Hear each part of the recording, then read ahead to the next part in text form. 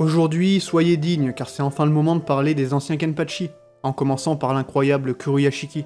Ce perso fait partie de ceux que vous me demandez souvent en commentaire, et vu qu'on a désormais accès à un peu plus de contenu pour illustrer son histoire grâce à BBS, je me suis dit qu'il était temps d'aborder le sujet. Et pour ceux qui n'auraient aucune idée de qui il s'agit, c'est tout simplement l'un des anciens Kenpachi, dont l'histoire nous est dévoilée dans les romans Spirits Are Forever With You. Mais comme toujours, avant de débuter, je vous remercie pour votre énergie, et je vous invite à claquer vos bankai sur le bouton like, ainsi qu'à vous abonner pour toujours plus de contenu sur Bleach. Et maintenant que c'est dit, parlons de Kenpachi Kuruyashiki.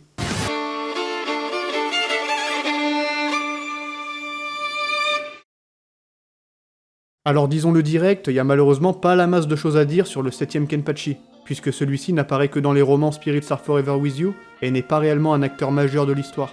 Il apparaît seulement lors d'un flashback dans lequel on assiste à son affrontement avec celui qui deviendra ensuite le 8ème Kenpachi. Mais commençons par le début, qui est Kuruyashiki? La réponse est simple, il est le 7ème Shinigami à avoir reçu le titre de Kenpachi. Cela signifie qu'entre le moment où Nohana a renoncé à son titre et le moment où lui en a hérité, 5 autres Shinigami se sont vus octroyer ce nom. Malheureusement, on ne sait rien sur ces 5 Shinigami, et Kuruyashiki est donc le premier connu après Unohana en termes de chronologie. Vous vous en doutez, en tant que Kenpachi, cet homme était aussi le capitaine de la 11ème division. On sait pas vraiment pendant combien de temps il en a eu les commandes, mais on sait qu'il est mort 250 ans avant la défaite d'Aizen. Pour resituer, à cette époque, la capitaine Ikifune n'avait pas encore rejoint la division 0 par exemple, mais Kyoraku et Ukitake étaient déjà capitaines. Alors quel genre d'homme était ce 7ème Kenpachi? Vous allez me dire sûrement encore une sorte de barbare malade mental, mais détrompez-vous. Bien évidemment, il adore le combat, mais c'est aussi un homme très respectable et un leader ultra charismatique, qui traite ses hommes avec le plus grand respect.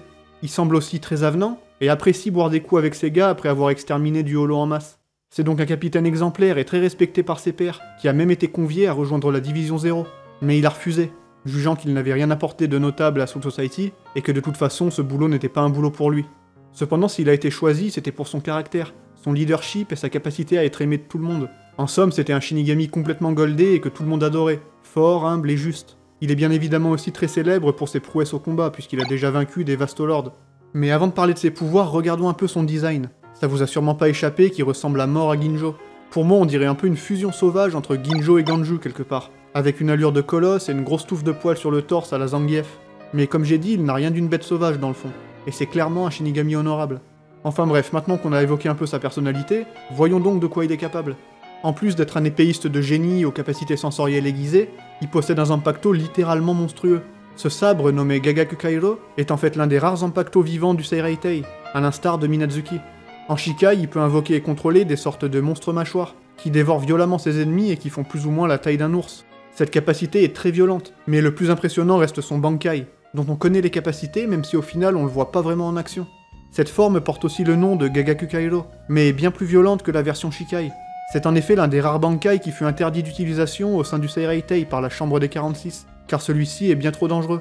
Son pouvoir est très simple, il invoque une énorme mâchoire géante, qui sort du sol et engloutit tout ce qui se trouve dans la zone, amis comme ennemis. La seule personne qui se fera pas bouffer, c'est Kuruyashiki, mais du coup c'est un pouvoir inutilisable avec des alliés autour, un peu comme les Bankai de Shinji, Kyoraku ou encore Rukia. Ce pouvoir de bourrin est incontrôlable, même pour le 7ème Kenpachi, et ça fait un peu penser au Bankai de Zaraki, qu'il n'arrive pas à contrôler non plus. Mais il y a un autre point faible à ce pouvoir qui cette fois est vraiment très handicapant, puisque s'il utilise son Bankai, il ne pourra alors plus servir des pouvoirs de son Zanpakuto pendant une durée de 6 mois. On peut voir ça comme une sorte de cooldown, mais du coup ça semble compliqué de s'entraîner avec, puisque ça obligerait à chaque fois le capitaine à se passer ensuite de son Shikai pendant 6 mois. C'est donc un atout ultime qu'il ne peut utiliser qu'en 1 contre 1, mais comme j'ai dit on ne le verra pas en action ici. Quoi qu'il en soit, maintenant qu'on a présenté globalement le personnage, on va pouvoir se pencher un peu plus sur son histoire.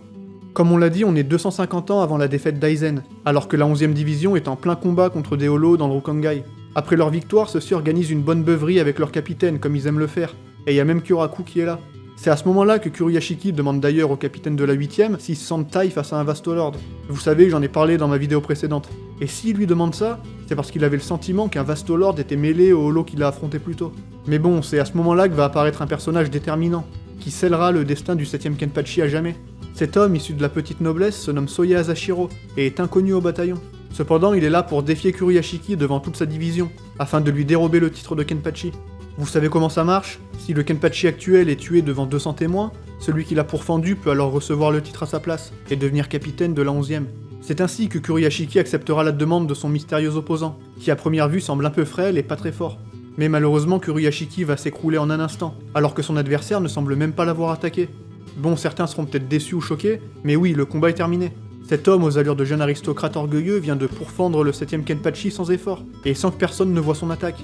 Croyant à de la triche ou à un coup fourré, les officiers de la 11ème, sous le choc, vont tenter de s'en prendre à l'assaillant, mais seront stoppés par les derniers mots de leur capitaine. Kuruyashiki va activer son Shikai pour empêcher ses gars de se jeter sur Asashiro, en leur disant d'accepter sa défaite comme des hommes, avec honneur. Après tout, il avait accepté le duel et il a perdu, même si le pouvoir de son adversaire reste inconnu. Et dans tous les cas, il aurait pu être plus prudent, voire même sortir son Bankai immédiatement pour emporter son adversaire, étant donné que là ils sont dans le Rukangai et pas au sein du Seireitei. Mais il ne l'a pas fait pour ne pas emporter aussi les membres de sa division, qui auraient été massacrés par son Bankai. Avant de s'éteindre, il se tournera finalement vers sa division pour leur dire que le titre de Kenpachi ne mourra jamais, et qu'ils doivent accepter Asashiro en tant que nouveau capitaine. Mais du coup, comment il est mort exactement ? Bah c'est tout simplement dû au pouvoir spécial de Soya Asashiro, que l'on peut désormais appeler le 8ème Kenpachi. On va pas tout développer maintenant car une vidéo lui sera bien entendu réservée, mais en gros le pouvoir de son Zanpakuto lui permet de fusionner avec n'importe quoi, y compris le corps des Shinigami. De cette façon il peut buter quelqu'un de l'intérieur sans problème, et c'est comme ça qu'il a gagné.